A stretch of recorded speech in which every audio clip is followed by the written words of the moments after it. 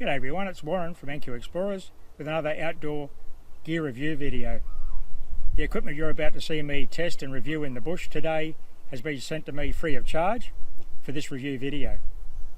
If you have a look at our playlist on our channel, we now have a gear review playlist where you can look at all the gear reviews we do on the channel.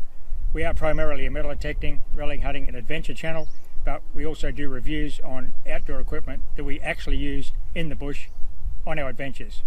Thanks for watching. So, what are we reviewing today? It's the Allpowers R600 battery pack and 100 watt solar panel kit. Let's get into it. Well, here it is, Allpowers R600. What is it? It's plain and simple, it's a battery pack, and it's a 25 amp hour battery pack in Australian speak. It's got a pure sine wave inverter in it, so you can run your laptop and those kind of sensitive electronics. Rechargeable by solar panel. I've got the 100 watt folding solar panel by Allpowers with me. I'll show you that in a minute. You've got two AC outlets.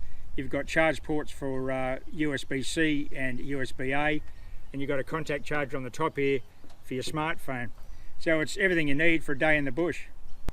Well, what's my need for this kind of unit? Well, obviously we do a lot of remote area travel in our metal detecting and relic hunting and gold prospecting videos. We're often camped off grid for days at a time. Now, this little unit is ideal to me for your day trips. It's going to be able to charge your metal detectors, and there's all of our metal detectors have built-in lithium-ion batteries that need recharging. Obviously your smart devices like your phones, cameras like I'm recording this video on. I don't use a massive movie camera, it's only a GoPro, but batteries on GoPros don't last a day generally, and at lunchtime you've got to recharge your camera to continue making the video, so it's perfect for that kind of thing. Now you can charge your laptop when you're off grid, so if you want to do a bit of work or a bit of editing, that kind of thing, you can run it off these two 240 volt outlets. We all have high energy requirements camping these days. We're all using electronics and they all need recharging. This is perfect for that kind of situation. You can also use it at home as a uninterrupted power supply, a UPS for your computer or some such electronic device you've got at home. You just connect it permanently to mains power. You plug your 240 volt device into the inverter. It's running off mains power all the time. If the power goes out wherever you're living, well, this continues power to the machine, and you don't get those dropouts which computers don't like. You don't like computers losing power and rebooting in the middle of the night when your power goes out. So this is perfect for that kind of thing, even if you're not out on the in the bush all the time, having your adventures. It's got a use in the household. But for me, it's a day trip kind of thing. I would ideally just take a little camp fridge with me on the day trips. I've got a big Engel in the Land Rover that runs off a built-in dual battery system. If I'm going in my other vehicle, which is a ute, I'll take a power bank like this, and I've got a little 15 litre brass monkey fridge. Perfect for a day trip like that. You get well more than a day out of it, and if you're running the solar panels, well, actually you're not really draining the battery at all, and you've got nice cold drinks, and your lunch is cold when you come to have your break. So really good application for me personally for what I do. It's not the kind of unit, for long-term off-grid powering lots of devices. This is obviously a baby unit. They make bigger units, Allpowers, but ideal for me for the day or a weekend away camping. You can charge your phones through your USB-C, the contact on the top. You've got your two USB-A outlets. You've got a torch for at night.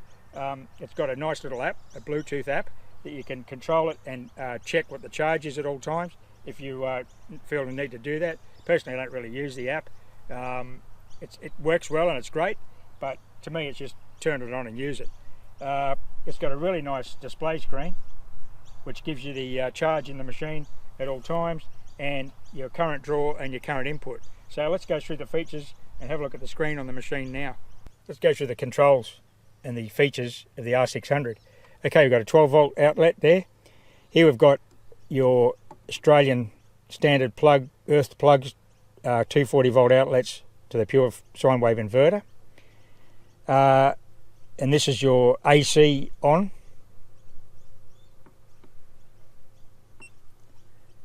Okay, so that little beep indicates it's on. This one's obviously your DC side, DC on. Hear the little beep. And as you can see on the screen, we've got 98% charge. We've got no input, no output at the moment. And it's saying it's got 3 days of output at this speed. Now the Bluetooth is on, the cooling fan's activated, and it's saying that we've got AC activated, so little symbols are going to be difficult to see on the video, but that's a nice little screen. It's quite visible in the sunshine here. It's not too bad at all, really. Then we've got a light here, little LED light, a couple of levels of brightness, and then we've got an SOS function. If you know your Morse code, save our souls. Perfect. So on the top we've got a wireless output charger for your phone. Sometimes you've got to fiddle a bit to fit it on there, but that depends on the case that you've got on your phone, not so much the charger itself, because cases do get in the way. Now on this side here, you can see you've got your input for your mains power. There's a circuit breaker reset, and there's your input for your solar panel, 12 volt input. Nothing going on in the back. We've just got some cooling vents there, and we've got some nice rubber feet underneath so they can sit on a hard surface. So that's an overview of the unit.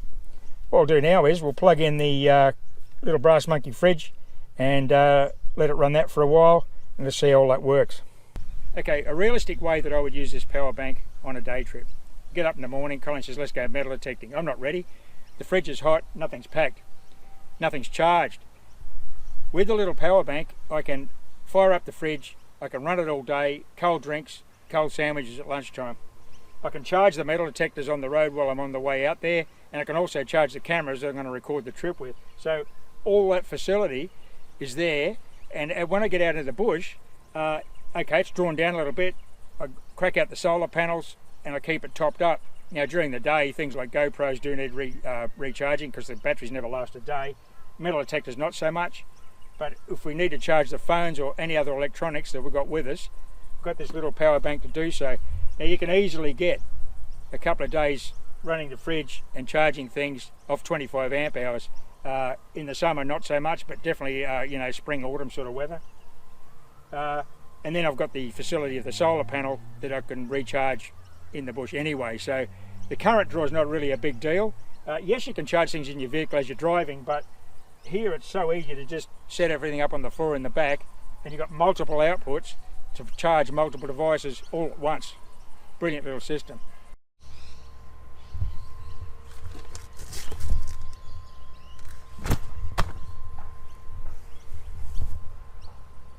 Here's the control panel with the fridge running.